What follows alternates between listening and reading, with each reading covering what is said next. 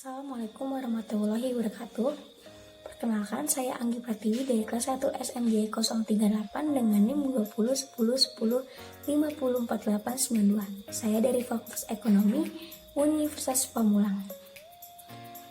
Saya membuat video ini dengan tujuan sebagai tugas akhir mata kuliah pengantar manajemen dengan dosen Ibu Riza Putri Elburda. Saya akan menyebutkan satu persatu tema pada 18 pertemuan. Pada pertemuan pertama membahas ruang lingkup ilmu ekonomi, kedua permintaan, ketiga teori penawaran equilibrium, keempat elastisitas permintaan, kelima elastisitas penawaran, keenam pasar persaingan sempurna, ketujuh pasar monopoli, kedelapan pasar monopolistik, ke-9 pasar oligopoli, ke-10 dan 11 perhitungan pendapatan nasional, ke-12 teori konsumsi dan tabungan, ke-13 teori investasi, ke-14 inflasi, ke-15 pengangguran, ke-16 sistem ekonomi, 17 dan 18 pertumbuhan ekonomi. Saya memilih pokok pembahasan pengangguran dari pertemuan ke-15. Pengangguran adalah orang yang tidak bekerja sama sekali, orang yang bekerja kurang dari 2 hari selama seminggu, ataupun orang yang sedang mencari pekerjaan. Penyebab terjadinya pengangguran umumnya disebabkan karena jumlah lapangan kerja yang tidak sebanding dengan jumlah angkatan kerja atau para pencari pekerjaan, sehingga tidak mampu menyerap semua jumlah angkatan kerja yang ada. 0 hingga 14 tahun dan lebih dari 65 tahun merupakan usia yang tergolong non-produktif.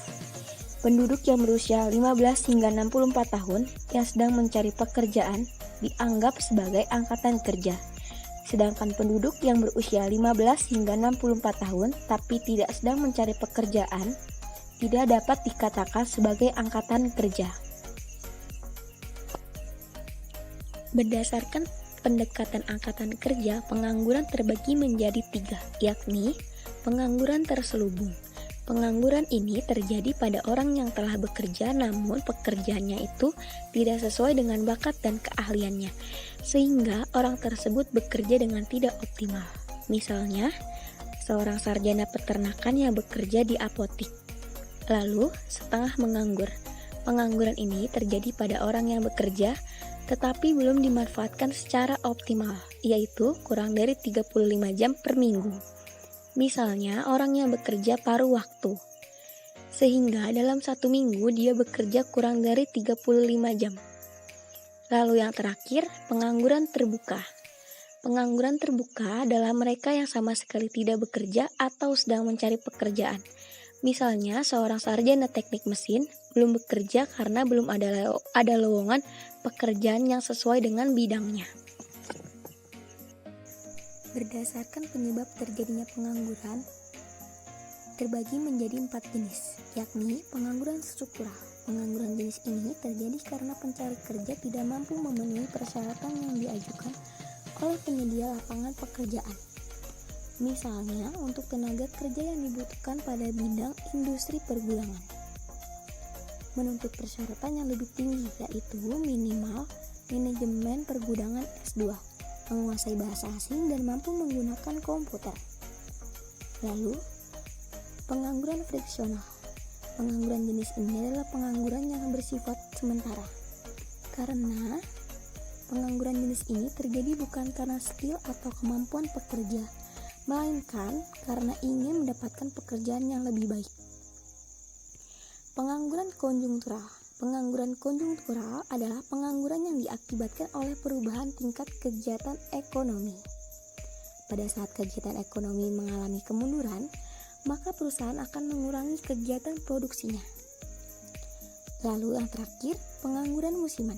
Pengangguran musiman merupakan pengangguran yang terjadi karena adanya fluktuasi kegiatan ekonomi jangka pendek, terutama yang terjadi pada bidang pertanian.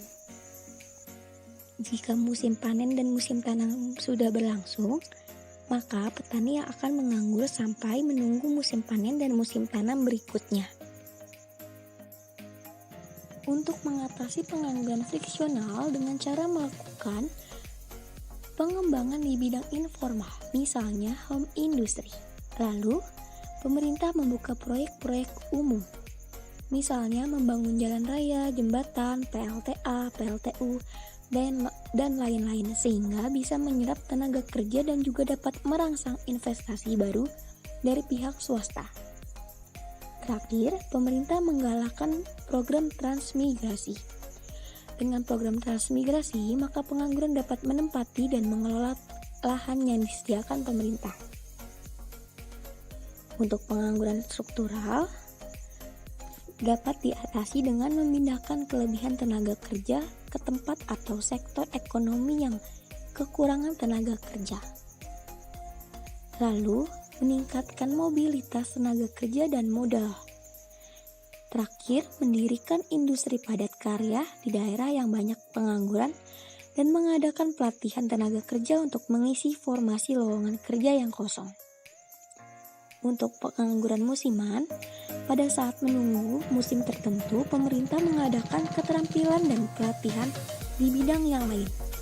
Terakhir, menyediakan informasi yang tepat jika ada lowongan kerja pada bidang lain. Untuk pengangguran konjungtural dapat diatasi dengan menyediakan kesempatan kerja baru yang lebih besar dari pertambahan tenaga kerja yang terjadi.